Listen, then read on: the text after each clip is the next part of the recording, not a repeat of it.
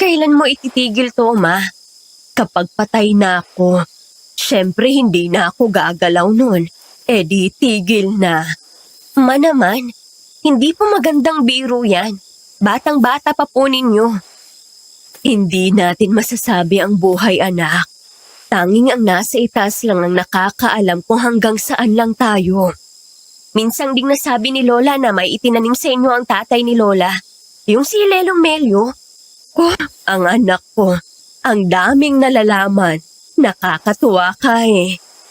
Pero Ma, huwag ka na magsasalita ng ganun ha. Malayo ka pa. Gabi-gabi at sa tuwing gigising ako, inihihiling kita sa kanya. Salamat, anak. Pero paano kung katawang lupa na talaga ang bumibigay? Si Mama naman eh. Huwag ka nang umiyak. Sige lang, anak. Ihiling mo ako sa itaas. Pero kung sakalit hindi ka pakinggan, huwag sasama ang loob mo. Sadyang hanggang doon na lang talaga. Ma? Nasaan ka, Mama? Mahal na mahal kita, Sanya. Hihintayin kita. Ma! Huwag kang umalis! Dito ka lang! Mama! Isang masamang panaginip. Ma, huwag muna. Hindi ko pa naibabalik ang lahat ng kabutihan mo sa akin.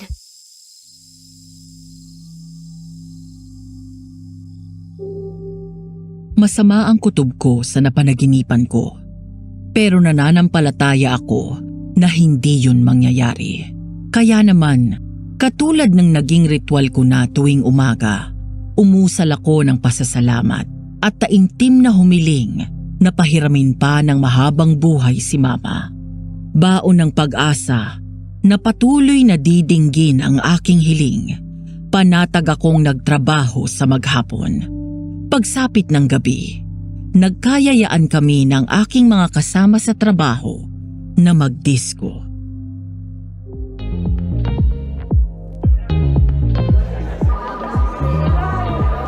Lalabas muna ako. May tumatawag sa akin.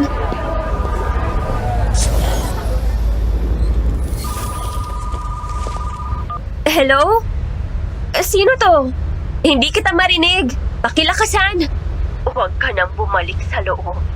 Delikado. Ma? Ano po? Diyos ko po. Sunog! Tumawag kayo ng bumbero! Nasusunog ang disco!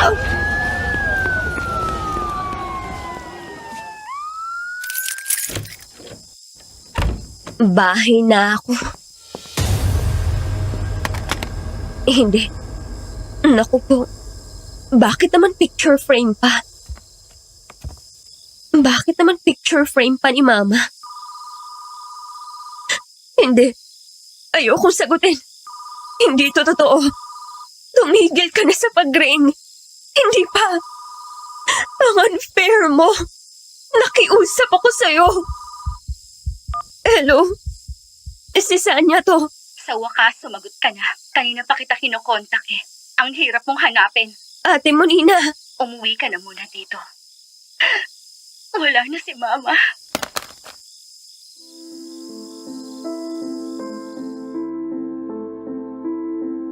May mga tawag na sadyang hindi katanggap-tanggap.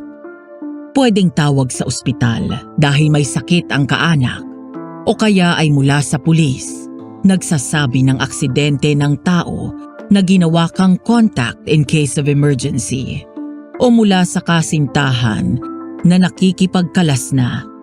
Pwede din namang sa opisina dahil may sumabit na papeles. Pero ang tawag na yun ay isang bagay na ilang beses kong hiniling na huwag kong matanggap kailanman.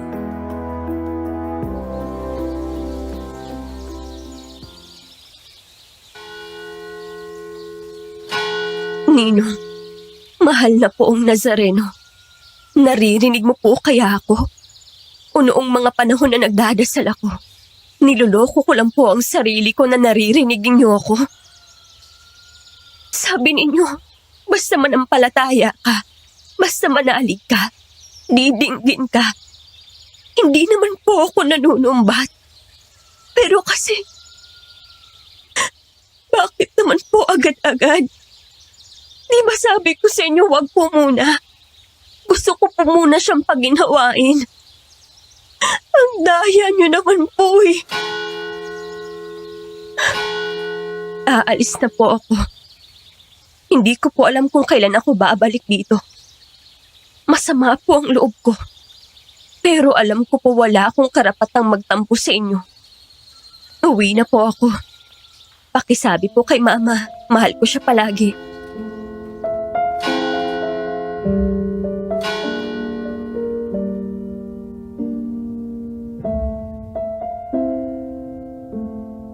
Ang sunog na naganap sa Barangay Obrero, Quezon City nitong April 12, 2025 ang nagpaalala sa akin ng karanasan ko noong ako'y 27 anyos pa lamang at siyang nag-udyok sa akin upang kayo ay sulatan at ibahagi ang parte ng aking buhay na may kinalaman sa aswang.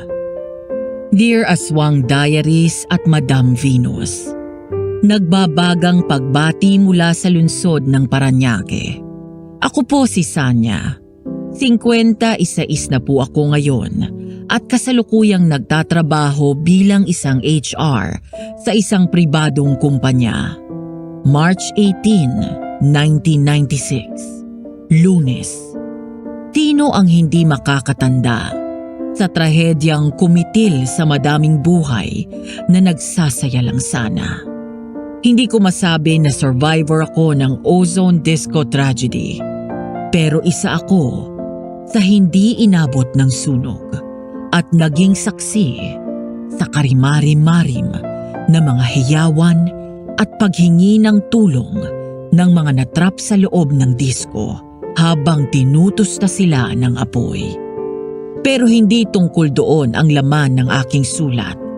Ito ay tungkol sa pataba na gamit ng aming ina na si Selena sa kanyang taniman ng kalamansi.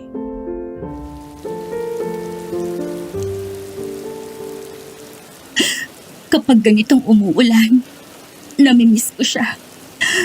Ang hilig pa naman nung humingi ng salabat kapag malamig.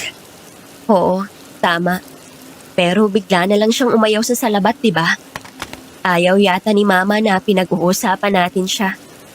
Hanggang ngayon ba naman, naniniwala ka pa sa multo? Hindi naman maiiwasan eh. Anong magagawa ko kung nakakaramdam ako? Isa pa, kita mo din naman na nalaglag yung mga gamit ng mag-isa. Ay nako! Itigil na kaya natin tong usapan na to. Baka mamaya hindi ako makatulog. Mahirap pa din para sa iyong maniwala. Mabalik ako. Pero sa mga weird na bagay palagi kayo magkausap ni Mama, di ba? Wala ba siyang nabanggit sa'yo na kakaiba? Wala naman. Sa tuwing aasikasuhin niya ang mga kalamansi, tagabuhat ka ng balde na naglalaman ng mga pataba niya. Oo, tama yun. Kasi sinusubukan ni Mama kung pwede nang ipasa ang pag-aalaga ng taniman ng kalamansi. Nasabi ba sa'yo ni Mama kung saan gawa yung pataba niya? Bakit mo na itanong? Naisip ko lang kasi baka pwede nating ibenta sa ibang may taniman ng kalamansi. Hindi.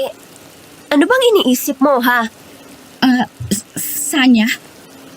Bakit? Anong problema? Wala, ate. Pasensya ka na. Nabigla lang ako. Hindi ko sinasadyang sumigaw. Okay lang. Tungkol dun sa pataba ni Mama. Mabuti pang limutin na lang natin ang tungkol dun. Katulad ng bilin niya. Nangihinayang lang kasi ako. Malaki ang kikitain natin kapag nagkataon. Magkakagulo ang may-ari ng taniman ng kalamansi. Hindi yun gusto ni Mama na kumalat pa. Pero ang daming may gusto ng mga naglalakihang kalamansi. Kahit siguro sa ilang ka-close lang ni Mama. Sigurado naman ako na ililihim din nila. Hindi. Dahil tulad mo, mangangati din sila na ikalat yun. Kung ikaw nga na anak, hindi tabla ng pakiusap. Ano naman magiging hawak mo sa kanila para tumupad sila sa pangako nila sa ato kung sakali? Tiwala na lang. Hindi ka mabubuhay sa mundong ito, Sanya, kung hindi ka magtitiwala. Kumporme sa tiwala, ate. So, hindi ako pwedeng pagkatiwalaan. Ganon? Ikaw ang nagsabi niyan, ate. Hindi ako. Nagbabalik ang gitil ko sa'yo na buwisit ka eh. Diyan ka na nga. Nararapat lang sa akin to. Ginalit ko kasi si ate mo, Ninay. Mama, tinutupad ko po ang pangako ko. Pasensya na po kayo kung nagkasagutan kami ni ate. Miss na po kita. Sanya, huwag ka dyan sa hamugan. Baka magkasakit ka. Bumalik ka na sa loob ng bahay. Ate mo, Nina. Pasensya ka na sa inasal ko, ha? Alam ko, mali ako. Madami lang akong iniisip. May mali din ako, ate. Nag-init agad ang ulo ko. Sinagot pa kita ng papiloso ko. Pasensya ka na sa akin. Hindi kita dapat ginanon. Ano to? Mainit-init pa. Ate? Ano? May... Sinong nandyan? Lumabas ka. Bago ako gumamit ng dahas. Sanya? Monina? Kayong dalawa pala yan. Anong ginagawa niyo sa ambunan? Hans! Anong Hans kayo dyan?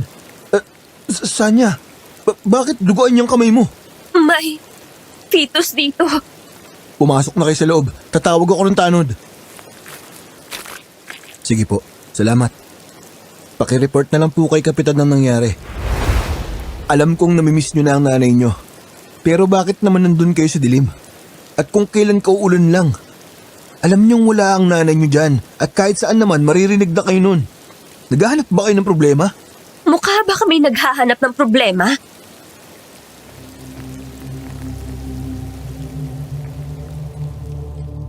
Na-offend ako sa kagaspangan ng salita ni Hans. Pero hindi na naman bago sa akin yon. Bata pa kami, ganun na talaga siya. Pero sa loob-loob ko, sana naman naging medyo swabe lang siya. Alam niya na may pinagdadaanan kaming magkapatid, na wala ang mama namin, at nakilibing pa sila ng umagang yon ng lolo niya na si Mang Rek.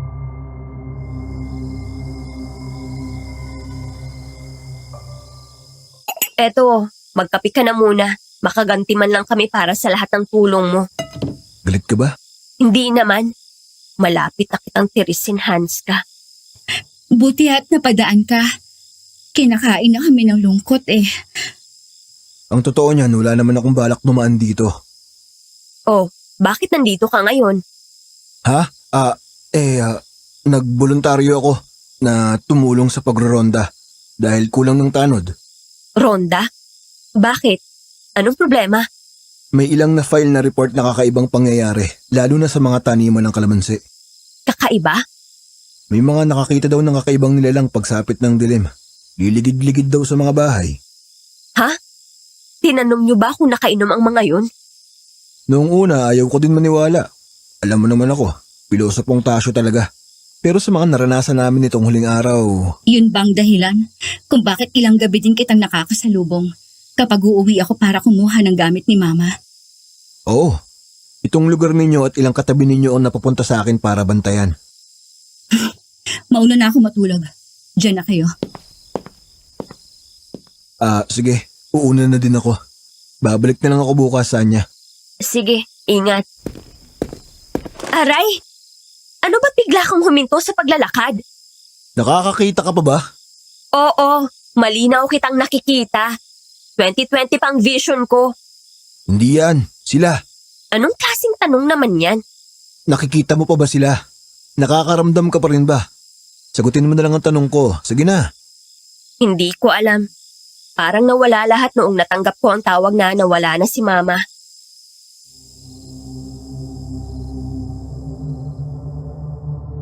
Mula pagkabata, kakaiba na po ako, Madam Venus. Nakakakita ako ng mga bagay na hindi normal na nakikita ng mga bata.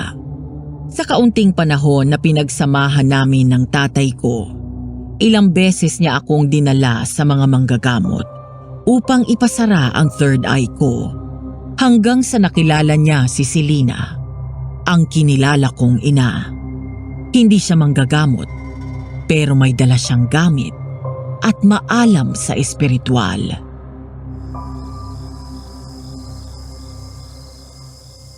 Ma, nandito ka ba?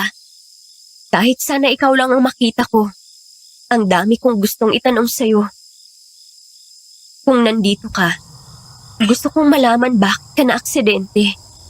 Napakaingat mo. Hindi ka gumagamit ng sasakyan nang hindi mo sigurado ang lagay nun. Hindi ka rin reckless driver. Kaya bakit? Nawala na talaga ang lahat sa akin, ano?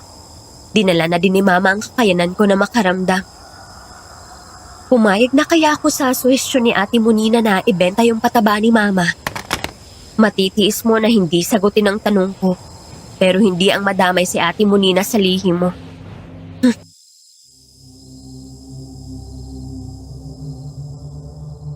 Hindi po ako tunay na anak ni Mama. Ang tunay na anak po niya ay si Monina. Sabi niya, love at first sight sila ng tatay ko.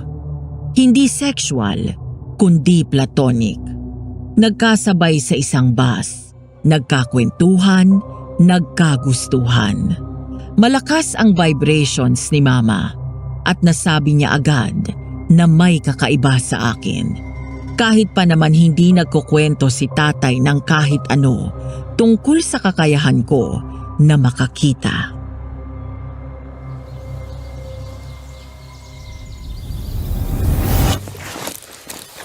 Nandito na naman sila. Ang alin, anak? Yung maliliit na tao, nakasakay po sa puno at may bago rin po kayong bisita. Anak, tingin ka kay Mama. Nakatingin na. Pwede mo silang ignorahin. Hindi lahat ng oras na pagtutuunan mo sila ng pansin. Ang hirap po kasi, nakaharang po sa ginagawa ko.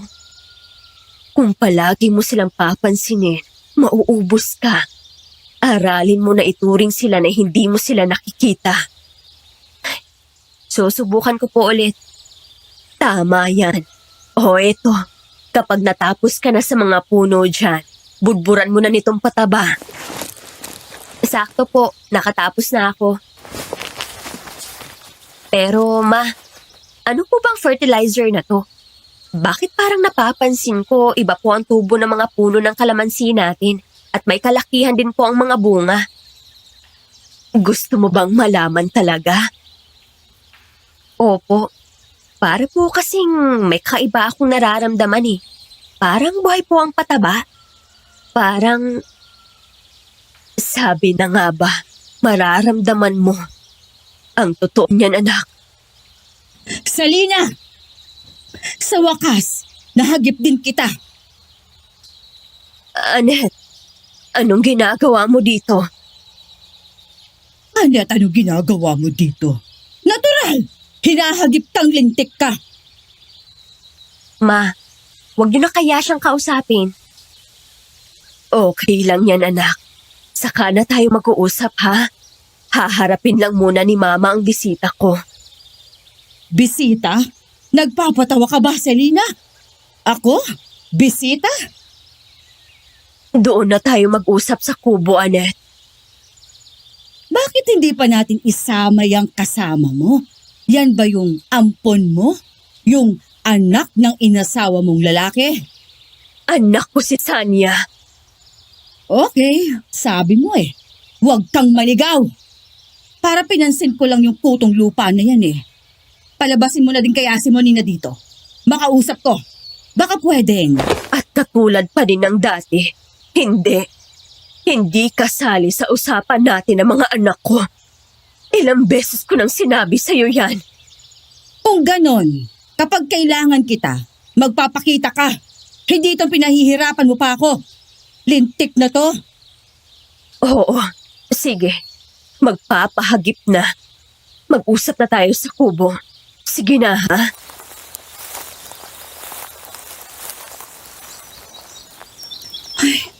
Tama talaga ako. Saan ate?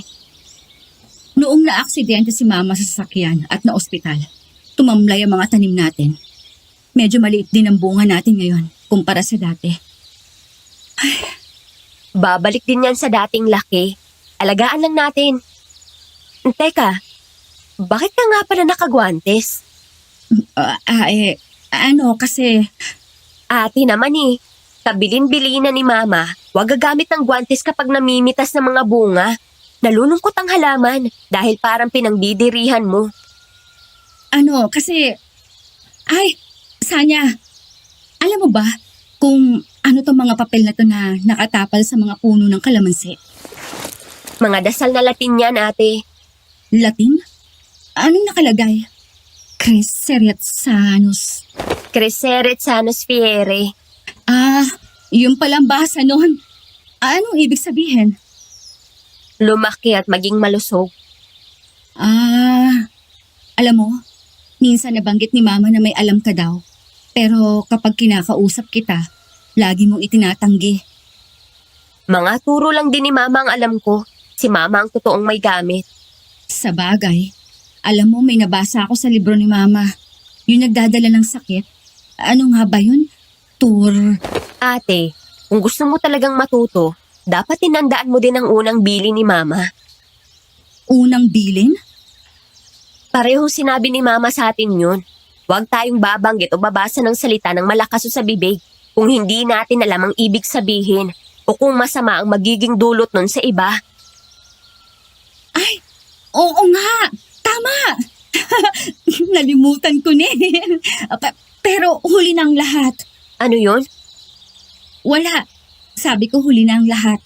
Kasi maling-mali na ang nabasa ko eh. Nalimutan ko na din ang tamang banggit. Ate, hindi yun nakakatawa. Ang maling pagbanggit ng mga salita ay pwedeng magdala ng masamang epekto o pangyayari. Ang totoo niyan, Sanya. Sa paninermon mo sa ate mo, akala ko talaga nagbalik ang nanay niyo. Aling Anet, ano pong sadya nyo? Gusto kita makausap. Saka na lang po siguro. Inaasikaso ko pa po ang mga... Baka gusto mo makipag-usap sa akin. Monina, Tayo na po sa kubo, Aling Anet. Kakausapin ko po kayo. madali ka naman palang turuan, Sanya. Turuan mo mukha mong bisit ka. Hihintayin kita doon sa kubo. Huwag mo akong masyadong paghintayin. Mainipin ako. Ano gusto mo? Ako na lang? Hindi ate. Sa akin ibinili ni Mama ang tungkol kay Aling Anet.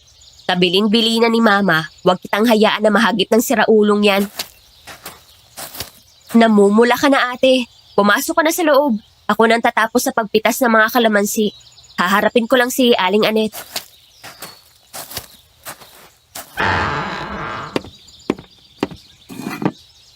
Talagang pinaghintay mo ako, ano? Naghanda po ako ng melon. Inumin niyo po habang malamig. Alam mo na siguro ang pinunta ko dito. Alam kong nagbilin si Selena. May usapan kami. Heto po ang kopya ng sulat ni Mama. Ipinatago niya sa abogado na nag-aasikaso dito sa lupa. Anong katarantaduhan ito? Hindi maaari. Hindi ko ito kikilalanin. Ano man po ang sabihin ninyo, hindi po mababago ang desisyon ni Mama. Wala na po siya dito para gawin pa yun. Hoy, uhuging Sanya. Hindi akong kagaya mo lang ang makakapanlamang sa kagaya ko. Hindi mo ako kilala. Iba akong magalit. Sabi nga po ni Mama, at alam ko rin po yan, dahil saksi po ako sa panggigipit ninyo sa kanya sa tuwing pupunta po kayo dito at guguluhin niyo siya. Ang lakas din ng loob mo na harapin ako ng ganito. Sino ka ba, ha? Ampon ka lang. Baka nalilimutan mo. Hindi ikaw ang tunay na anak. Sa batas po, inilagay ako ni Mama bilang anak niya. Inangkin niya po ako bilang anak niya na totoo. Maging sa binyag ko po ayun din ang inilagay niya. Ha! Kung hindi dahil sa angkin mong kakayanan, hindi ka kukupkupin ni Selena. Bastarda ka lang naman ng lalaki na inasawa ng malanding yon. Hindi po malandi si Mama. Kung wala na po kayong sasabihin na matino, tapusin na po natin ang usapang to. Tama ako. Mas makakabuti na si Monina ang kausap ko. Maaari pong wala na si Mama. Pero hindi po ibig sabihin nun ay pwede niyo na pong gawin ang gusto niyo. Malinaw po ang sinabi ni Mama sa iniwan niyang bilin. Hindi maaaring makanti si Ate Monina. Sanya! Wala kang alam ano? Umuwi ka dito, gawa ng mama mo. Ang mama mo na ubod mong mahal kahit ampon ka lang. Ang mahalin po ang magulang ko kahit hindi po siyang nag-anak sa akin ay isang karangalan po para sa akin. Sana, ganyan ka pa rin kadalisay mag-isip sa mga darating na panahon. Galingan mo, ha? Dahil ano nga bang meron ng isang ampon kung hindi ang maging tapat lang sa umampon sa kanya? Ay! Ma, ano po bang gagawin ko? Sana po nandito kayo para maayos ang lahat. Parang hindi ko po kaya. Sandali! Sabi ng sandali eh. Baka matuyo na sa mukha mo ang uhog at luha. Lalo kang papangit. He, bakit ka naligaw? Nanliligaw? Hindi pa naman ah. Pero pwede na siguro. Ano? Ano daw sadya nung aning na si Anet? Hoy, grabe ka. Wala kang galang naman. May gapak ka ba sa ulo? O talagang nag-i-enjoy ka sa malatrudis liit yung palitan ng alin na yun? Narinig mo pala. Hanggang kinaaling trining ka mo. Dinig na dinig ang pagtatalak ng mangkukulam na yun. Huwag kang manghusga ng hindi ka husgahan, sabi nga sa Biblia. At sabi din ni Mama. Alam na alam ko ang Bible, no? Naging sakristan ako nung elementary at high school, di ba? Kaya nga, Pero sa alin na yun, Panginoong Diyos na mahabagin. Hindi bagay ang aral ng Biblia. Ang baboy ng bunganga. Dapat doon pinagmumumbog ng holy water eh. Tapos dinadasalan ng pang-alis ng masamang espiritu. grabe ka kay Aling Anet. Ayan, ganyan. Ngingiti ka dapat. Kita mo, napatawa na kita. Salamat, Hans. Siya nga pala. Ngayong napangiti na kita. May gusto sana akong sabihin sa'yo eh. Ano yun?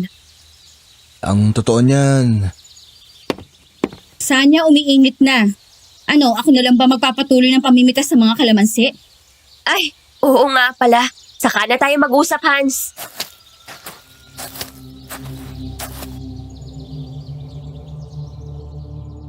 Kung sana kinausap ko si Hans, baka naagapan ko ang problema. Yon ang naiisip ko sa tuwing babalikan ko ang senaryo na yon. Dahil ang susunod po na parte ng aking salaysay ay isang bagay na hindi ko inasahan na malalaman ko tungkol kay Mama. Isang lihim na sumira sa lahat ng aking paniniwala, paninindigan at mga bagay na aking pinanghahawakan.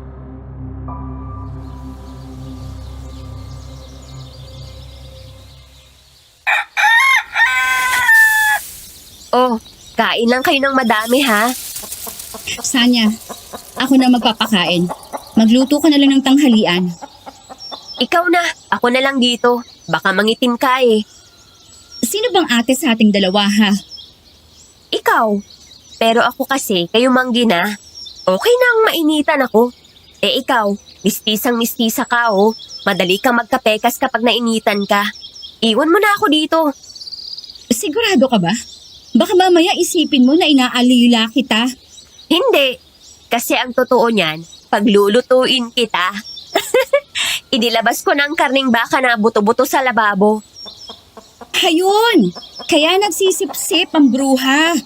Gustong makatikim ng specialty ko na sinigang na baka na buto-buto. Sige na, please. Oo, sige na po. Papasok na ako at magluluto.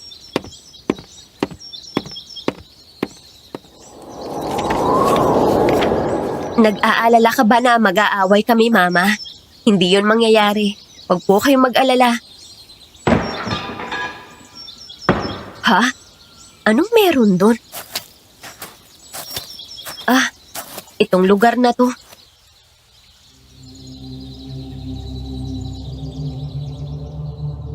Sa dulo ng aming likod bahay, may isang shed na ipinagawa si Mama.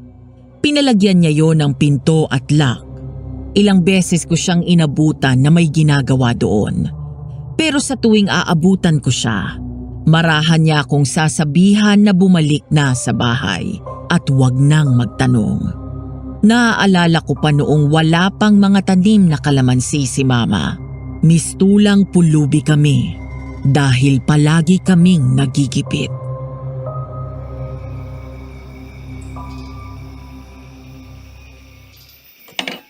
Ma, kahit ba sardinas, wala na talaga tayo.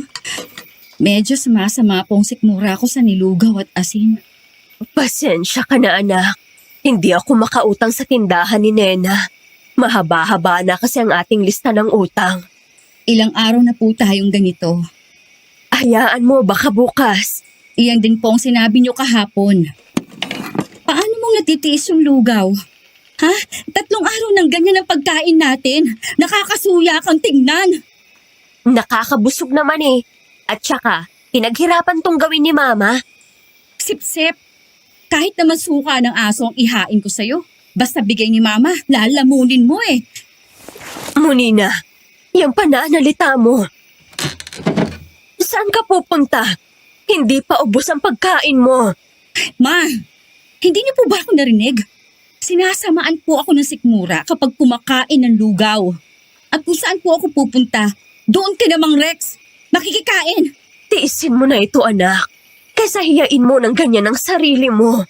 May ikakahiya pa po ba ako? Gayang pinagchichismisan na rin naman po tayo sa dami ng utang ninyo sa mga kapitbahay at sa haba ng listahan ninyo sa tindahan.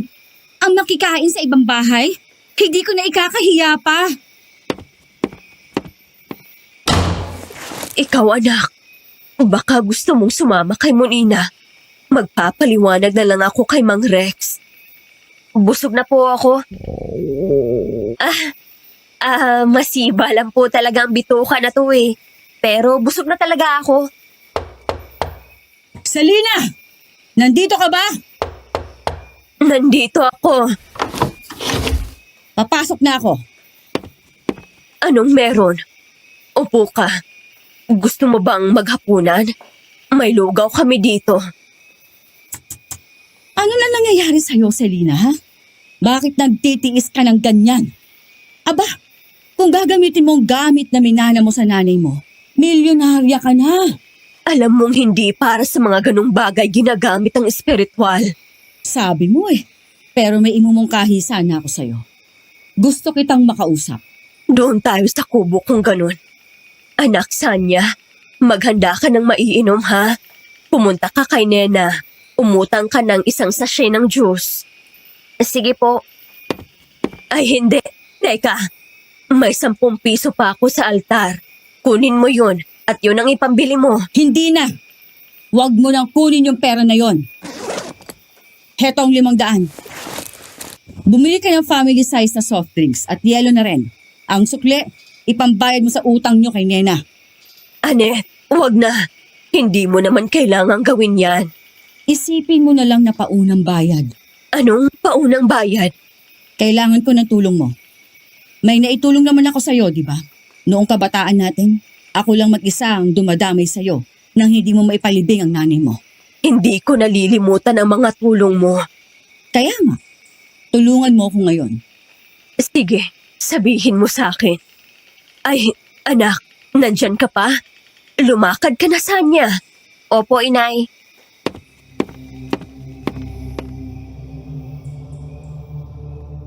Nang pumayag na si Mama, agad akong lumakad at nagtungo sa tindahan ni Aling Nena. Madilim ang daan sa dirt road ng aming lugar. Hindi pa kasi konkreto ang daan noon. May iilang poste ng ilaw na gawa sa kahoy at hindi yun sapat para magliwanag ang daan. Pabalik na ako nang may mapansin akong kaluskos sa talahiban.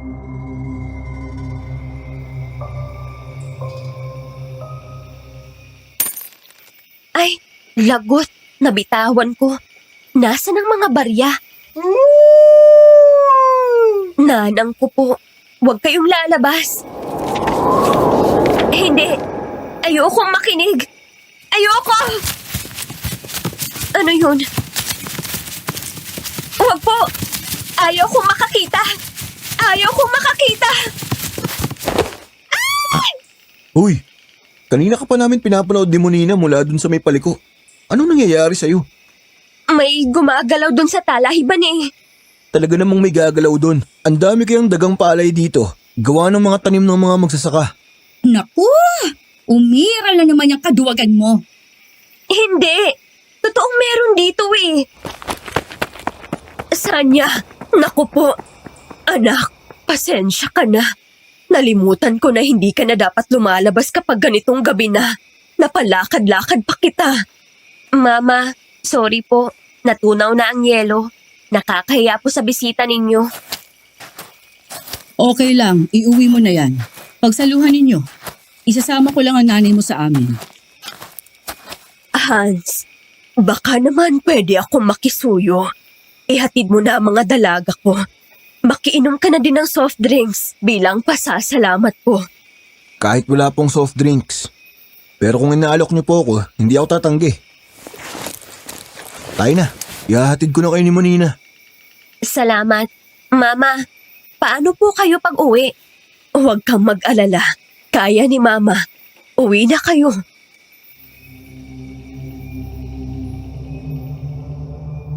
Hindi umuwi si Mama ng gabing yun. Doon siya nagpalipas kay Aling Anet. Nang sumunod na araw, ipinagawa na niya ang shed sa likod ng bahay namin. Mahigpit na nagbilin na huwag kaming pupunta doon. Nang magbalik ako sa amin at wala na si Mama, muli kong nakaharap ang shed. Marahil ay kuryosidad at pangungulila ang nagtulak sa akin. Lumapit ako at itinulak ang pinto na may sira ng lock.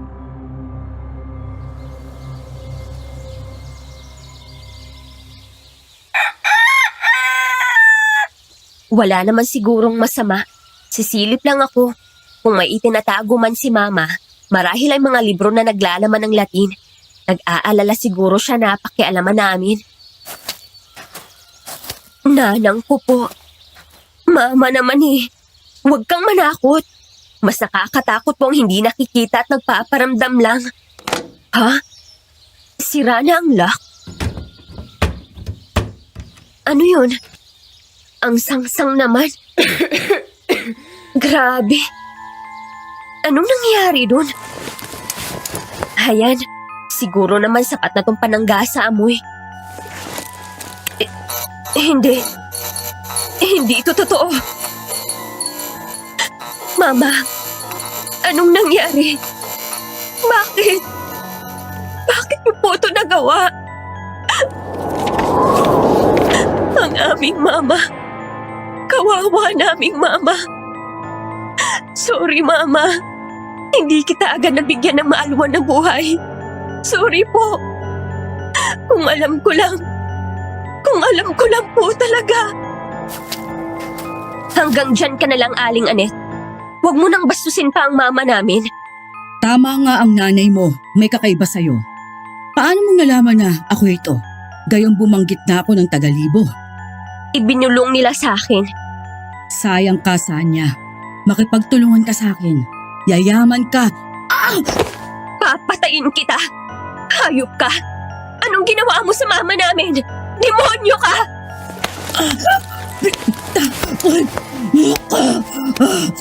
Mamamatay ka na! Naku po, Sanya! Maghunos dili ka! Sanya!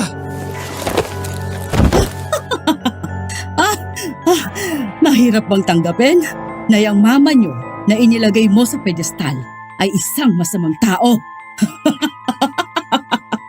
Demonyo ka! Umalis ka dito! Hayop ka! Hayop! Mas gugustuhin ko pa na matawag na demonyo kesa hayop. Ikaw ang may gawa nito. Pinagsamantalahan mo ang paghihirap namin. Hoy, ampon! Nasaan ang pruweba mo, ha? Bago mo ako akusahan, tingnan mo nga. Nasaan ang pruweba mo? Wala! Kapag may nakuha ka matibay na pruweba, saka magtapang-tapangan. Lintik na to. Pasalamat ka. Hindi kita ihahabla ng attempted murder.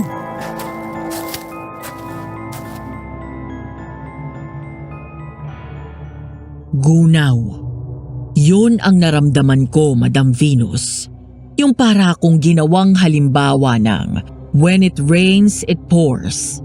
Pero hindi swerte, kung hindi pighati at rimarim. Alam kong hindi masama ang mama namin. Nagawa niya lang yun dahil sa pera. Para maitaguyod kami ni Monina. Kung meron mang nagbago sa pananaw ko, yun ay ang pagbaha ng awa at lalong pagmamahal kay mama.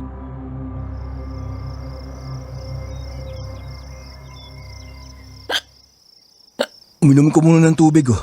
Masama sa puso ang ganyan. Ang hirap maging mahirap. Lalo't may mga anak ka. Saan niya? Kahit ang dasal hindi tatalab. Sa gitna ng paghihikahos, yung nag-iisang kinakapitan mo, bibiguin ka pa din. Saan niya? Huwag mo sanang isipin na natutulog siya sa mga hinaing natin. Sino ba ako para sumama ang loob sa kanya? Napag-isipan siya na nagkukulang o kahit pa ang pagtulog, kaya hindi tayo naririnig. Hamak na tao lang ako, pero bilang tao, sumasama ang loob ko. Alam mo na kailangan kong ipaalam to kay Lolo Rex. Ipaalam mo na. Kahit pa anong sabihin, nasa mama pa din namin ang lundo. Nasa bakura namin ang pruweba.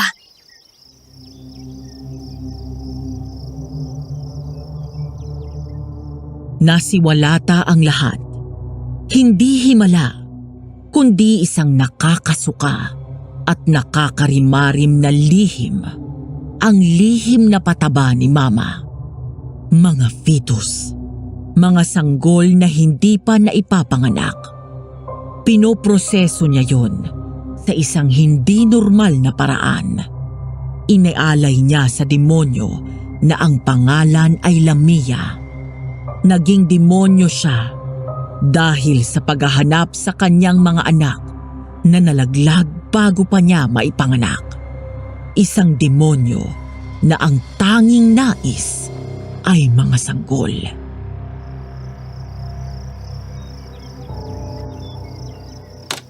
Ikinalulungkot ko ang nangyari sa mama mo.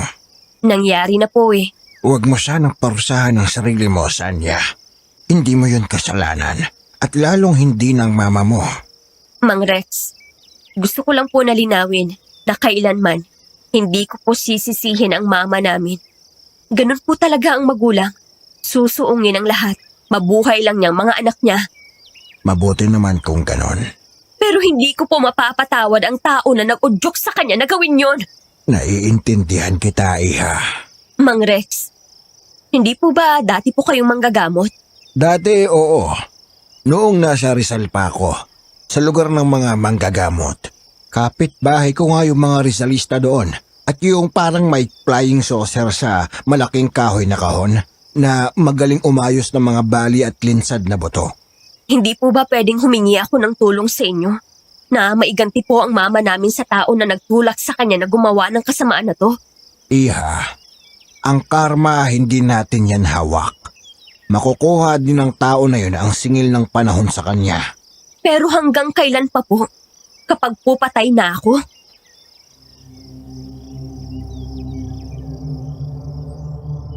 Hindi niya ako sinagot, pero inakbayan niya ako at hinawakan sa ulo. Tinapik-tapik yon at bumulong lang na maging matatag ako. Bagay na inakala ko na basta bulong lang niya dahil sa awa. Pero mali ako dahil nang gabi ding yun.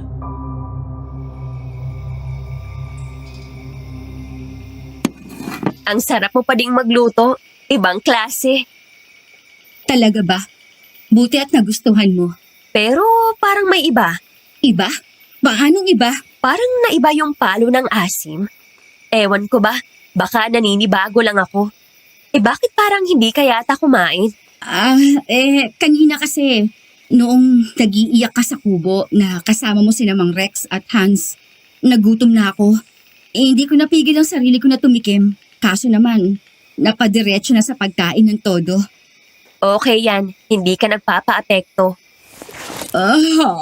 Kung okay lang. Bilang pagpapasalamat, ako nang maghuhugas ng pinggan. Magpahinga ka na. Okay, salamat. Buti na lang ako naghugas ng plato. Nakatulong na matunawan ako. Grabe ang pagkabusog ko. Makapahangin na nga muna. Ang sarap ng hangin. Ano naman kaya yun? Ha? At bakit nangagda pa ang mga talahib? Hindi magandang pakiramdam ko. Tatawag ako ng tulong. Nako, si Monina nga pala. Natutulog na. Aray ko naman. Ano yun? Bakit ako nadapa? Ha? Anong... Aswang! Tulong! Tulungan niyo ako! May aswang! Tulong! Tulong! Dito! Sanya! Ano nang... taong ahas!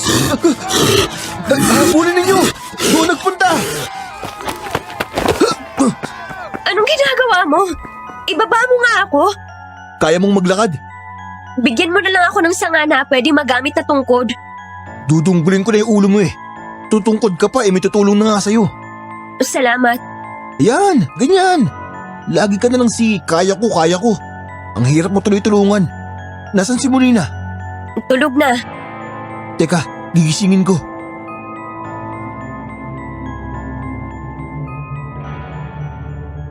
Pero pagbalik sa akin ni Hans, nalaman namin na wala si Monina sa kwarto niya.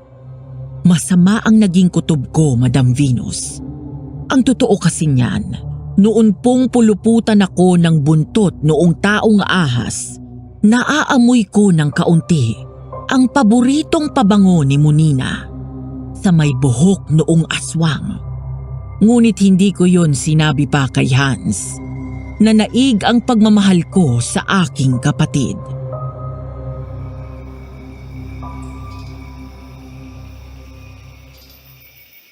Nasaan na kaya si Monina? Dapat kanina pa yung nakabalik, di ba? Hindi ko alam. Baka nagagala. Ganitong gabi? Kung kailan nasabihan na namin kayo na may kakalat-kalat na aswang sa paligid, sasabihin mo gumagala. Hindi naman iba sa amin ang pag-iingat. Kita mo nga may taniman kami ng kalamansi. Kilala pa na may gamit si Mama. Siyempre kahit papano, marunong kami ingatan ang sarili namin. Sanya, may inililihim ka ba sa akin? Ha? Anong sinasabi mo, Hans? Lihim ka dyan. Nang abutan kita na nakapulupot sa iyong aswang, iba ang takot na nakita ko sa mata mo. Takot ka nang makita mong nandun kami. Hans, hindi ko naiintindihan ang pinupunto mo. Kung ilapag ko to, maiintindihan mo na siguro ang sinasabi ko. Saan mo naman nakuha ang bagay na yan? Sa kwarto ng kapatid mo, nandoon sa ibabaw ng lamesa niya at bukas pa. Mukhang kakagamit lang. O hindi. Monina, Ngayon mo sabihin sa akin na hindi mo alam. Kita ko sa mata mo kanina na may kutob ka na kung sino ang aswang. Hans, Sanya, nakakaunawa ako sa pagmamahal mo sa kapatid mo. Pero yung maging bulag ka sa katotohanan na isa siyang aswang, mali na yun eh. Hans, bigyan pa natin siya ng pagkakataon. Gusto kong malaman ang totoo. Gusto kong marinig ang panig niya. Baka may mabigat na dahilan si Monina. Talaga ba? Kapag ba nalaman mo ang totoo, ganyan pa din ang sasabihin mo? Anong sinasabi mo? Anong totoo? Tinanong kita minsan kung nakakakita ka pa ba. Oo, tanda ko. Sinagot kita na sinama na ng mama ko ang lahat ng kakayanan ko na makakita. Talaga ba? Kahit ba ang matalas mong kutob na wala na? O ayaw mo lang pakinggan ang nasa paligid dahil natatakot ka sa magiging sagot? Hindi yan totoo. Aling Selena, kung nandito man kayo, magparamdam po kayo sa anak ninyo. Oras na din po para malaman nyo ang totoo. Huwag mong idamay si Mama. Hindi. Ayoko. Hindi ko gustong malaman. Ayoko. Ayoko, Mama. Hayaan niyo na po ako na wala akong alam. Hayaan niyo na manatili ang imahe ng masayang pamilya sa aking isipan. Parang awa niyo na po. Hans, sige na. Huwag mong gawin sa akin to. Ayoko. Sa tingin ko, mas matutulungan mo si Monina kung malalaman mo ang totoo. Harapin mo ang bangungot ng lihim ng pamilya mo. Anak, makinig ka. Pakinggan mo ang totoo.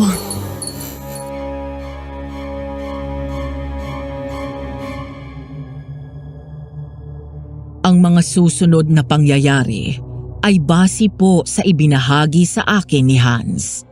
Ayon sa kanya, nangyari ang lahat 1 linggo bago ang pagpanaw ng aming ina. Dumating si Monina. Nag-uusap noon sina Mama, Mang Rex at Hans.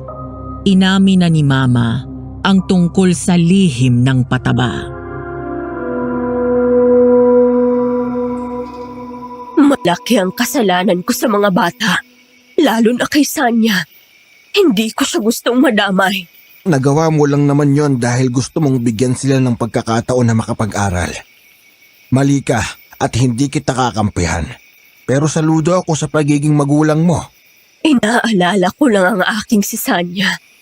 Hindi ko dugot naman ang batang yun. Pero kung magmahal yun sa akin at kay Monina, daig pa ang nanggaling siya mismo sa sinapupunan ko. Naaawa ako sa kanya. Maayos mo naman siyang napalaki. Masasaktan ng gusto ang aking anak kapag nalaman niya kung ano ako. Mawawasak ang magandang ehemplo na ipinakita at itinuro ko sa kanya. Kung maaari lang na baunin ko ito hanggang sa hukay. Pero hindi yun ganun kasimple. Ano bang balak mo? Kung anong maitutulong ko, alam mo na ibibigay ko yun sa'yo. Sa oras na dapat nang malaman ng anak ko ang totoo, ni Sanya, suportahan niyo siya. Ipaalam niyo sa kanya na hindi niya yun kasalanan. Na sana, huwag mawala ang pananampalataya niya sa puong maikapal. Kung makasalita ka parang hindi ka na magtatagal Hindi natin masasabi. Mabait ang Panginoon, pero malaro ang panahon. Mama, I'm home! Nandito pala kayo. Monina, bakit ganyan ang itsura mo? Napainom. Tapos, rinrake pa ako ng boyfriend ko. Naglibang ako, kaya nagkasino. Ay, may tao pala. Good evening po, Mang Rex, Hans. Tayo muna sa loob ng bahay. Hindi naman iba na sa atin sina Hans at Mang Rex. Kahit pa, Wala akong kailangang ikahiya. Pera lang naman yung problema ko eh. ano? Noong walang-wala po tayo, di po ba? Nakikilamon lang ako kay Mang Rex. Parang gago, napatay gutom nun. Nakakailang bandehado ako ng kanin. At ilang swelo ng ulam. Hans, pumunta ka sa loob ng bahay. Ikuha mo ng tubig si Monina para mahimasmasan. Opo. Excuse me lang po, Aling Selena. Oops, dyan ka na lang. Aalis din naman ako agad eh. Kapag nakuha ko na yung pera. Tulad din nung todo lamon ako sa bahay nyo. Tapos, nalaman ko, naubos ko pati ulam nyo na para sa susunod na araw. Monina, ano bang problema mo? Pera, gatong, salapi, Magkano bang kailangan mo? 100,000. Diyos ko, anong ginawa mo? Bakit ka nangangailangan ng ganong kalaking halaga? Ma!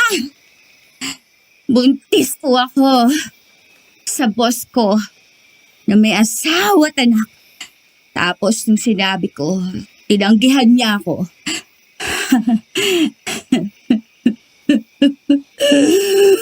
Sabi niya, hindi niya ako pananagutan. Masisira daw ang pamilya niya. Naku anak, bakit hinayaan mo na mapapasok ka sa ganyang sitwasyon? Sabi niya, mahal niya ako eh. Sabi niya, ipopromote niya ako kapag pumayag ako. Aanhin mong 100,000. Malungkot ako, Ma. Naglaro po ako sa kasino. Nag-dispalto ko pera ng kumpanya. Naku po. Tulungan mo ako, Ma. Sige na. Anak, wala ako ganong kalaking pera. Kakailanganin kong mangalap muna. Nasaan ang kita niyo sa kalamansi, ha? At sa sideline niyo kay Aling Anet? Malaki yon, di ba? Anak, matagal na akong tumigil sa gawain na yun nang mapagtapos ko kayo ni Sanya. Tumigil na din ako. Eh di lapitan niyo ulit si Aling Anet. 5 gabi lang ang kakailanganin ninyo. At siguradong magkakaroon ulit kayo ng pera. Ngayon pa ba kayo tatabla ng konsensya eh? Pinanday na nga ang sikmura niyo, di ba? Wala kang respeto. Respeto? Bakit? Anong respeto? Hindi nyo nga nirespeto ang buhay ng mga sanggol na dinudukot nyo nung nagsisilbi pa kayong kantanod ni Aling Anet. Monina, sumusobra ka na. Itigil mo na yan. Habang kaya ko pang palampasin ang mga sinasabi mo. Kayong sobra! Sobrang ipokrita po kayo. Linis-linisan pa kayo. Kailangan ng anak ninyo, pero pipiliin nyo ang konsensya at moralidad nyo. Pweh! Saan ka pupunta, Selena? Hahabulin kong anak ko, Rex. Baka kung mapano. Pero hindi sila nag-abot. Sa paghabol ng mama niyo kay Monina, na-aksidente siya. Nabundol ng 10-wheeler truck ang pickup na dala ng nanay niyo. Mama, Matagal na ding alam ni Lolo Rex ang lihim ng kakaibang pataba ng mama niyo sa kalamansi. noon pa ako may kutob. Pero ipinikit ko lang ang mga mata ko. Matagal na? Sa unang pagkakita ko pa lang kay mama na nagsasaboy ng pataba, nakita ko ang ilang multo ng sanggol sa balde niya. Mga ulo ng sanggol, kamay, paa, nakakahilakbot na iyak ang naririnig ko. Bakit hindi ka nagsasalita? Bakit mo nakayanang manahimik? Naramdaman ko na mahal ako ni mama eh. Sa kanya ko naramdaman ang pagmamahal ng isang ina. Kaya sinabi ko sa sarili ko na okay lang ang nakikita ko. Ipipikit ko lang ang mga mata ko at tatakpan ang tenga ko. Pero ibang nangyari nang harapin mo si Aling Anet. Ginawa niyang medium ng kantanod si mama upang patuloy na yumabong ang buhay niya. Ginamit niya si mama. At ang mga sanggol na nakukuha ni mama bilang kantanod ay siya nilang inaalay sa demonyong si Lamia. At ang mga katawan ng sanggol ang nagiging pataba ng mama niyo kapag nakakain na ang demonyo. Grabe siguro ang tiniis na rimarim ni mama. Ang kawawa naming mama.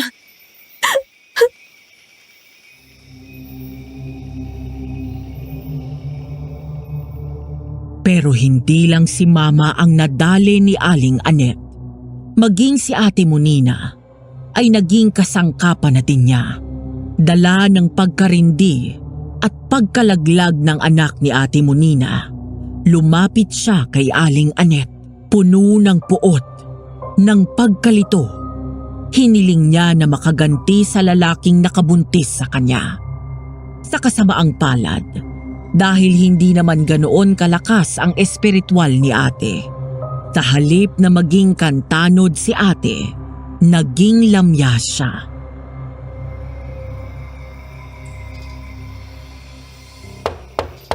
Saan ka galing? Nagpahangin lang ako. Saan ka galing? Huwag kang magsinungaling. Huli ka na namin ni Hans. Wala kang karapatan na pakialaman ang gamit ko. May karapatan ako dahil pamilya tayo. Uulitin ko. Saan ka galing?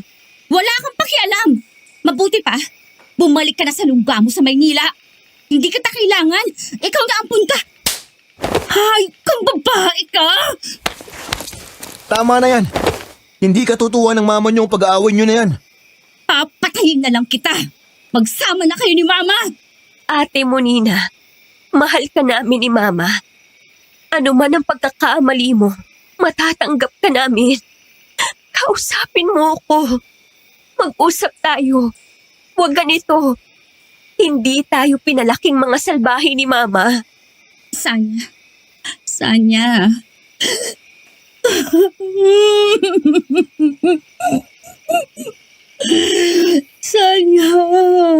anong gagawin ko? Natatakot ako. Anong mangyayari sa akin?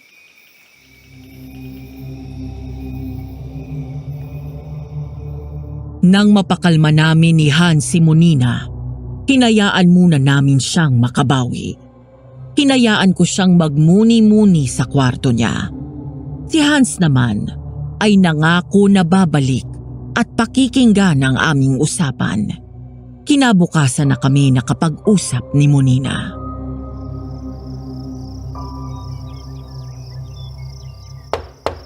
Nandito na ako. Dinala ko na din si Lolo Rex. Nahihiya po ako sa mga inasal ko. Lahat naman tayo ay nagkakasala, iha. Tanging Diyos lang ang pwedeng humusga sa atin. Ang mahalaga ay marunong tayong magsisi.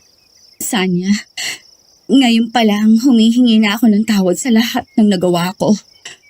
Ate, pamilya tayo. Gusto kong marinig ang nangyari para malaman din namin kung paano ka namin matutulungan.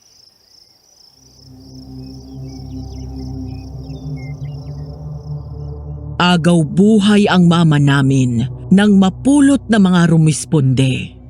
Si Ate Monina naman ay kinailangan namang iraspa dahil tuluyang nalaglag ang bata sa sinapupunan niya dahil walang nagsasaboy ng pataba na namlay ang mga tanim.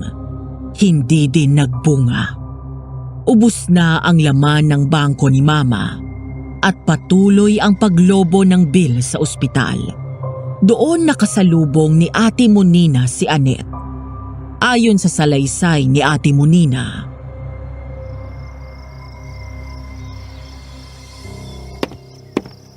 Monina! Ikaw na ba yan? Aling Annette, nabalitaan kong tungkol sa mama mo. Kumusta na? May mga nagsasabi na gulay daw ang ina nyo. Nasaan na yung ampon? Hindi ko yata napagkikita. Alam na ba? Aling Annette, utang na loob. Kung wala po kayong maganda na sasabihin, pabayaan nyo na lang po ako. Monina, kaibigan ako ng mama nyo. Matagal na. Oo, matagal na po. Matagal na din po na pinag-uusapan ng mama namin na aswang. Kagagawan nyo yun eh. Mula nung gabi na sinundo nyo siya, nag-iba na si mama. Palagi na lang siya nakakulong sa lintik na shed na yon. Napatunayan ba na aswang ang ina nyo? Hindi naman ah. Masyado lang mag-inarte ang ina ninyo. Mahala na po kayo sa konsensya nyo. Makakarma din kayo. Basta, kapag kailangan mo ng tulong, alam mo kung saan ako nakatira. Palaging bukas ang tahanan ko para sa inyo. Hayop ka? Ha? Sino ba ang kailangan ng tulong mo, ha? Lamunin mong salapi mo! Gaga!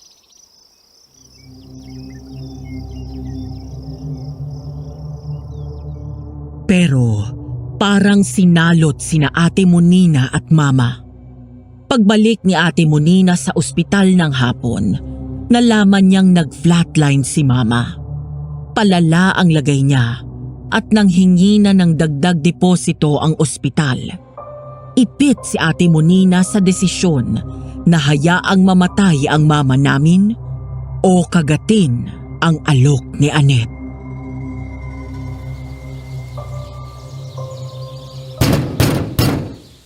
Aling Annette! Aling Annette! Si Monina ho ako! Monina, iha! Mabuti at naisipan mo na tanggapin ang alok ko. Kailangan ko po ng pera. Malaki. Walang problema. Magpapauna na ako ng 100,000 piso.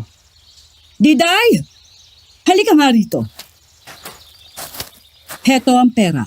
Sabi mo kay Danny, ihatid ka sa ospital. Ibigay mo yan doon bilang deposito sa gamutan ni Selena. Oh, siya! Larga! Kita mo, iha? Madali lang naman akong kausap, hindi ba? Ano po ba ang gusto ninyong gawin ko?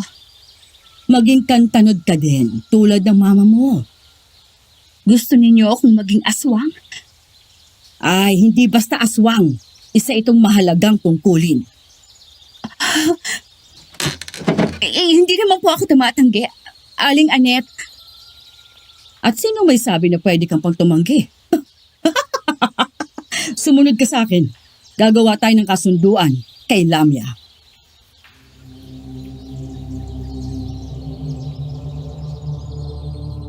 Sa basement ng mansyon ni Annette, may isang kwarto na pinasadya. May nakabaliktad na krus sa dingding noon at may nakapakong ulo ng kambing doon. Meron ding nakaukit na nakabaliktad na bituin na nakapaloob sa isang bilog.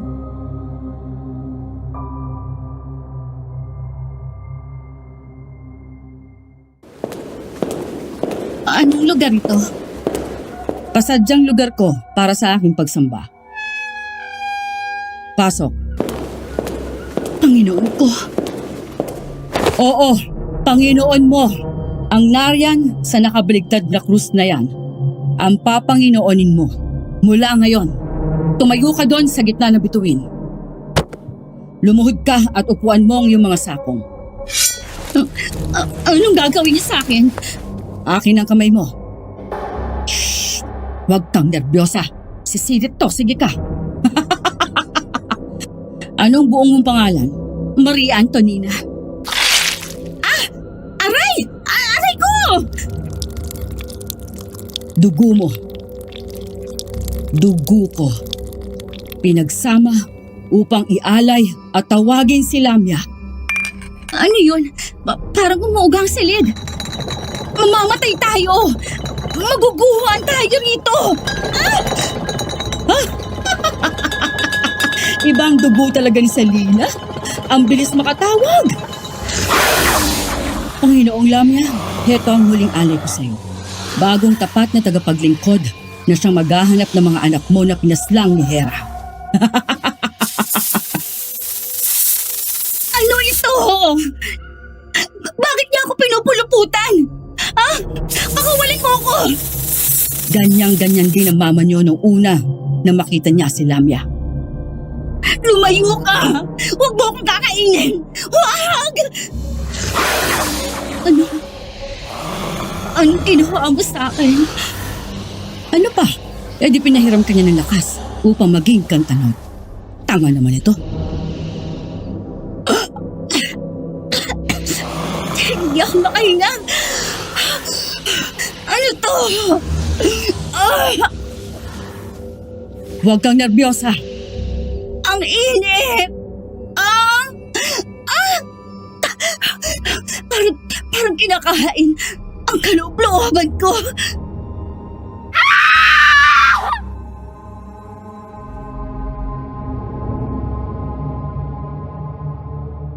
Ngunit hindi naging kantanod si Ate Monina.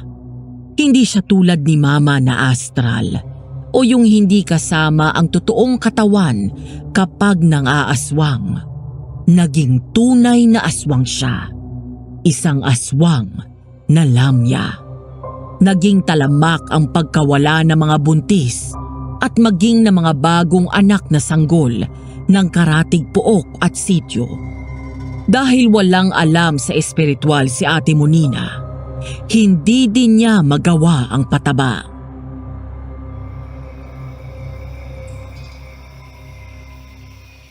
Huli na nang malaman ko ang pagkakamali ko. Wala na din palang silbi ang pagharang ko nang pumunta si Aling Anet dito kung ganun. Patawarin mo ko, Sanya. Naging mahina ako sa kabila ng pagnanais ni Mama na maprotektahan ako. Ninais ko pa na maging salot. Hindi kita masisisi, Iha. Pero mali. Maling-mali ka. Ngayon po alam ko na, pero tulad nga po ng sinasabi ng matatanda, laging nasa huli ang pagsisisi. Naging bulag po ako. Paano na yan? Ano na po maaari nating gawin, Mang Rex? Makakabalik pa po ako sa dati. Ikinalulungkot kong sabihin na hindi na. Nakapatay ka na ng tao. At hindi basta isa, madami-dami na din. Isa pa, nakapag-alay ka na sa kampon ng kadiliman ng alay. Hindi na mababago pa yan. Ano bang nagawa ko? Ang tanga ko. Ang tanga-tanga ko. Kung sana, naging kasing tibay mo ako, Sanya. Mahina din ako, Ate Monina. Kayo ni Mama ang lakas ko. Kayong tanging pamilya ko. Pero makakabawi ka pa kung tutulungan mo kami sa paglaban kay Anet. Sige po, handa na po ako. Makabawi man lang po ako sa mga naging kasalanan ko. Ate Monina! Lumayo ka! Huwag kang didikit sa akin! Ate Monina! Bumalik ka!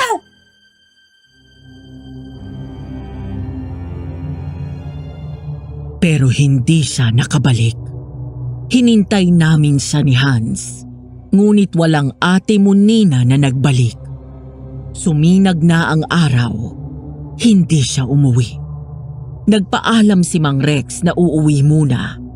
Si Hans naman ay nagbolontaryo na samahan ako sa bahay. Oras ng umagahan, nalaman ko ang kasinungalingan ni Ate Monina.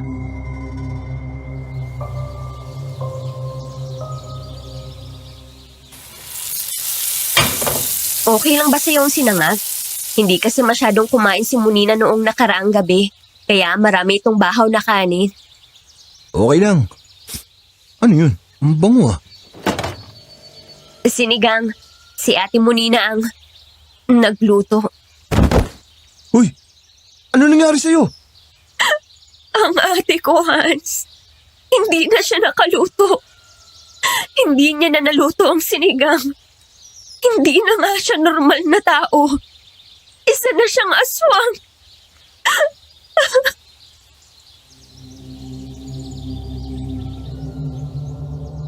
Pagbukas ko ng refrigerator, nandun ang lahat ng sangkap ng sinigang. Walang bawas at ni hindi nahiwa. Tama ako nang sabihin ko na may kakaiba sa luto niya dahil hindi siya ang nagluto. Biling ulam ang naturang sinigang na baka. Ang tanga-tanga ko, ni hindi ko nahalata ang mga kilos niya.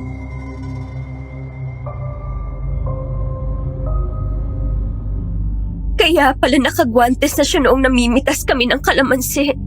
Oo, bawal sa aswang ang kalamansi. Kaya pala para siyang masusuka nung nagluluto ako. Ang hilig ko pa namang gumamit ng santambak na bawang sa pagluluto. May ideya ka ba kung saan pwedeng pumunta ang ate mo? Wala. Nag-aalala na nga ako sa kanya. Wala tayo ibang magagawa kundi ang maghintay na gumabi ulit. Sugurin natin si Aling Anet. Hindi rin makakatulong yan. Paano mo namang nasigurado? Hindi natin malalaman kung hindi natin susubukan. Nakita mo ba na bulag ang isang mata ni Lolo Rex? Oo. Hindi. O hindi. Minsan niyang sinugod si Aling Anet. Pero nadaig niya ang gamit ni Lolo. Malakas si Anet dahil marami ang sampalataya sa kanya. May mga politiko pa nga. Para tayong bumabangga sa pader. Isang bangungot na walang katapusan. May magagawa tayo kung mahahagip natin si Monina. Siya lang ang may tsansa na makalapit kay Anet. Sige, hanapin natin siya.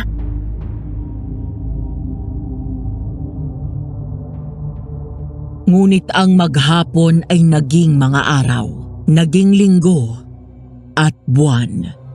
Hindi namin nakita si Ate Monina. Desperado na din ako. Muli akong nagbali sa shed ni Mama. Wala na ang mga gamit niya doon. Tanging mahinang amoy na lang ng natuyong dugo ang naiwan doon. Animoy aso na matagal nang hindi naligo. Hinimas ko ang lamesa. Naluha ako nang maalala ko ang boses niya. Ang maamo niyang mukha.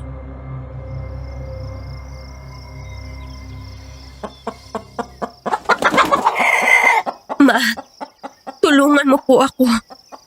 Tulungan niyo ako na makakita ng paraan upang matalo si Anet at makita ko po si Ate Monina. Ano naman to? Mama! Mama! Salamat po! Maraming salamat po! Saan niya? Ate Monina, ano bang nangyari sa'yo? Bakit ka nawala? Saan ka galing? Saan ka nagtago? Hinanap ka namin pero... Patawad, Sanya. Natakot ako.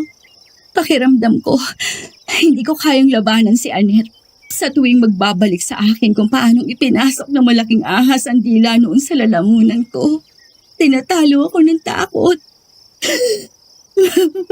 Anong ginawa sa'yo na impaktang yun? Hindi ko alam. Hindi ko alam.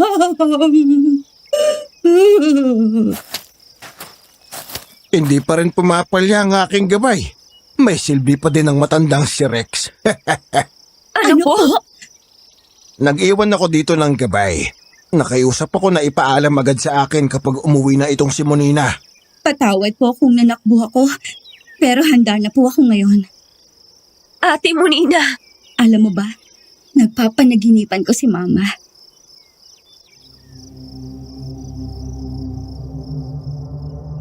Sabi ni Monina, wala na talaga siyang balak bumalik. Pero napapanaginipan niya ang mama namin na hinihikayat siyang bumalik at ayusin ang gulong pinasok niya.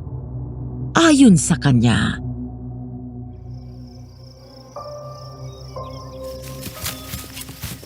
Monina, umuwi ka na. Paano naman si Sanya? Balikan mo siya, anak. Nandito lang si Mama. Hihintayin kita. Ma! Mama! Huwag niyo po akong iwanan! Mama!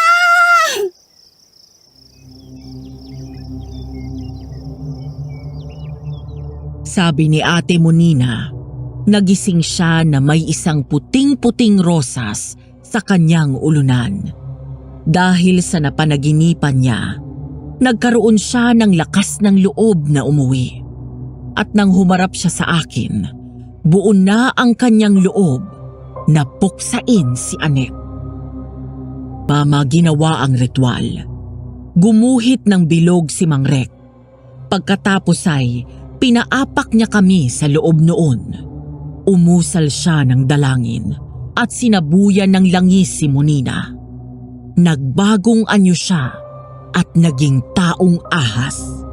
Inialay ko ang aking buong kaliwang braso. Dahil sa sakit, ilang oras din akong nawala ng malay. Pagkagising ko, madilim na. Sunog na ang laman na pinagputulan ng braso ko.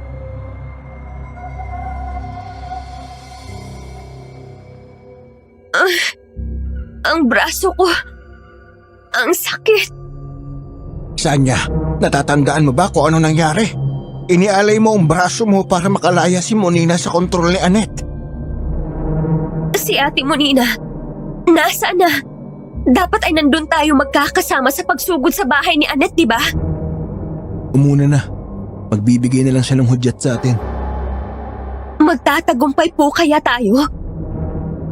Sa pangontrang ginawa ng ina ninyo, ewan ko kung makalusot pa yang si Annette. Pasensya na kung dinaan na lang namin sa sunog ang pagampat ng dugo ng naputol mong braso.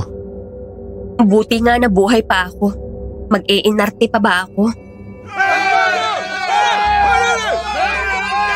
Umpisa na. Tayo na po. Lintik na sugat to. Nasusunog ang bahay ni na Aling Annette. Oo, nagawa niya nga. Ano? Hindi! Ate Monina! Pakawalan mo ako, Hans! Utang na loob! Si Ate Monina!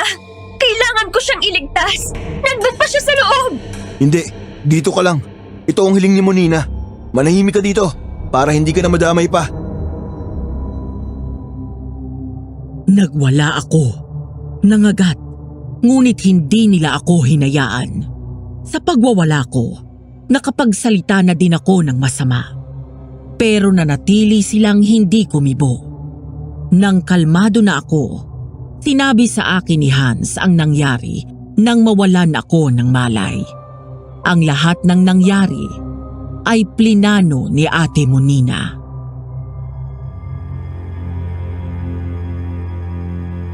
Sanya! Diyos ko po! Ano ginawa ko sa'yo? Sanya! Ang daming dugo! Ospital! Oo, tama!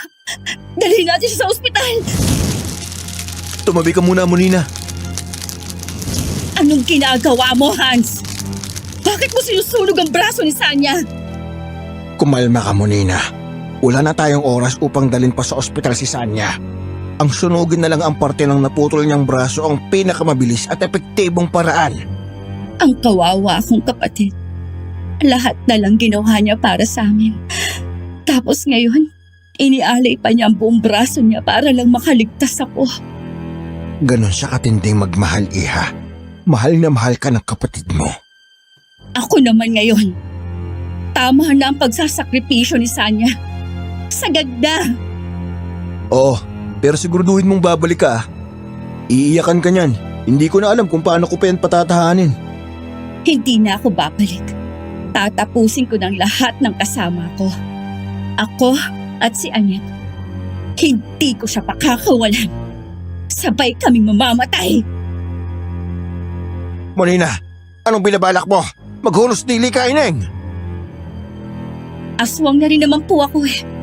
Magiging pabigat lang po ako sa kanya. Kayo na rin po ang nagsabi. Hindi na po ako pwedeng magbalik. Gagawa at gagawa ko ng problema ang kalagayan ko. Kailanman hindi ka tinuring na pabigat ng kapatid mo. Kaya nga halos mawalan niya ng bayat nung hindi ka nagpapakita. Yun na nga eh. Lagi na lang kami ang inaalala niyan. Lagi niya iniisip na isang malaking utang na loob na naging pamilya niya kami. Kaya dapat pagaanin ko na ang dala niya. Pinauna ni Monina si Hans sa bahay ni Annette. Binuhusan ni Hans ng gaas ang paligid ng bahay. Sakto naman na arawan lang ang mga katulong doon, kaya walang nakakita sa nangyayari sa labas. Nang matapos si Hans at bumalik sa bahay, umalis na si Ate Monina. Mahigpit na ibinilin na huwag akong payagang umalis, anuman ang mangyari.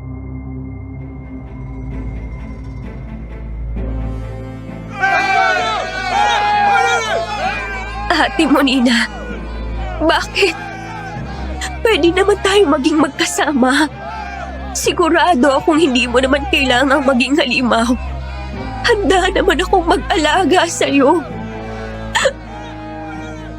Sanya, nararapat ng ganoon ang nangyari upang matahimik na din ang kapatid mo. Malapit ang sinabi ko, pero darating din sa punto na may ibang makakakita sa kanya at hindi maaaring hindi siya paslangin.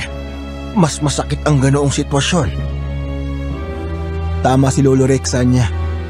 Ipagdasal na lang natin na sa darating na panahon, sa ibang pagkakataon, maging mas maganda ang maging buhay ni Monina. Nasigurado mo ba, Hans, na nakalabas ang lahat ng katulong doon sa bahay ni Annette? Opo, Lolo. Si Lourdes po ang kaalam ko doon. Tuwing gabi daw po, pagpatak ng 6:00, wala nang katulong na natitira doon. Tanging si Annette na lang na nagkukulong sa basement. Hihintayin na lang natin ang pagdating ng mga bumbero kung ganon. Eto na sila.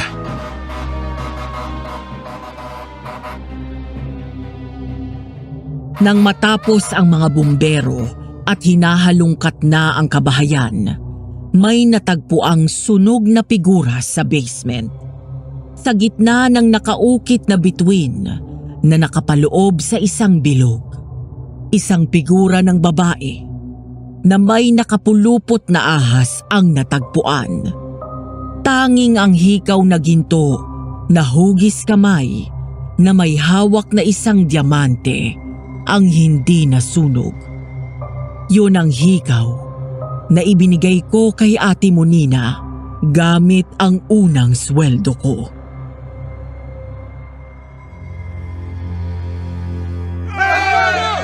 Hindi ko alam ang nangyayari, pero may ilang tao ang nagsasabing sila daw ang sumunog noong bahay. Ha? Ano naman kayang pumasok sa isipan ng mga yun?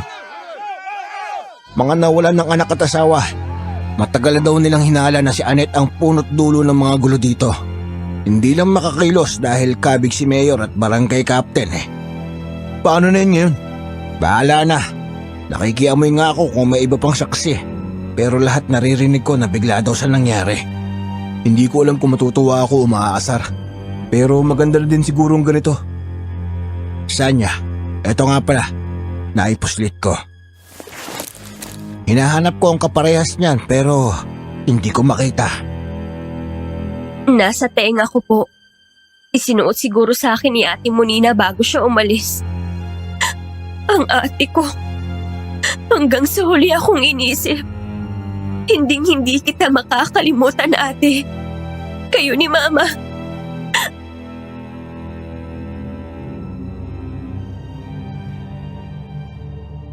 Matapos ang pagkasunog ng bahay ni Aling Anet, ilang buwan pa akong nanatili sa aming lugar. Iniayos ko ang lahat ng naiwang gamit ni Mama at ni Ate Monina. Hindi naman ako pinabayaan ni Hans at ni Mang Rex. Sila na din ang bumili ng lupa namin. Bago ako tuluyang umalis, nagtapat ng pag-ibig sa akin si Hans.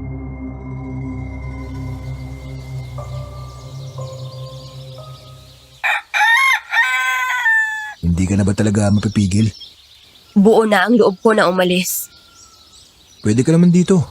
Hindi ka namin pababayaan ni Lolo Rex. Hindi ko kaya na manatili dito. Masyadong malungkot. Bawat sulok ng bahay na yan, nandoon ang alaala nila. Eh ako, paano naman ako?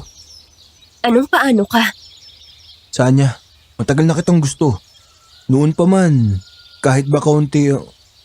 Hans, hindi ka mahirap mahalin sa totoo lang. Gwapo ka, masipag, mabait, maunawain. At alam ko na kaya mong bumuhay ng pamilya. Sa totoo lang kahit sinong babae na naisin kang maging asawa. Yun naman pala eh. Pero magiging makatotohanan tayo. Magiging impyerno lang ang buhay mo. At ang buhay ng mga magiging anak natin kung ako ang magiging asawa mo. Bakit hindi natin subukan? Huwag na, Hans. Huwag mong aksayahin ang buhay mo sa tao na tulad ko. Kumuha ka ng babaeng mahal ka at kaya kang pagsilbihan. Bigyan mo ng magandang kinabukasan ng anak mo.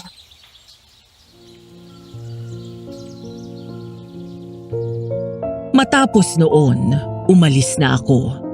Nagbalik ako sa Maynila upang makipagsapalaran.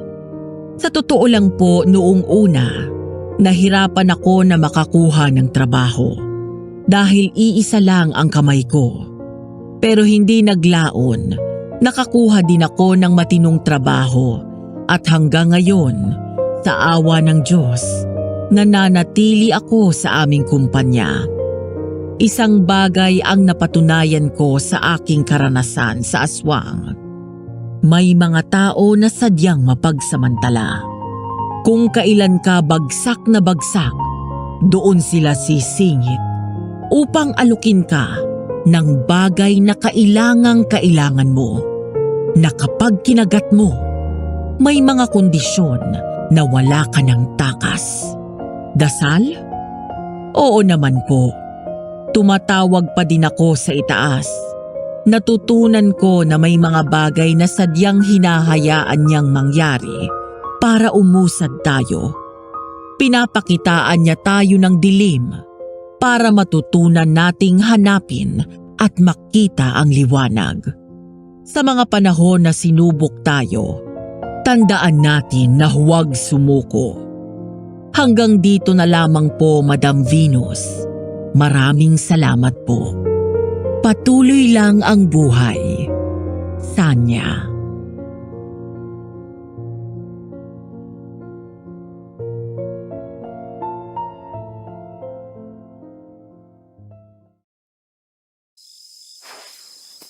Kailan mo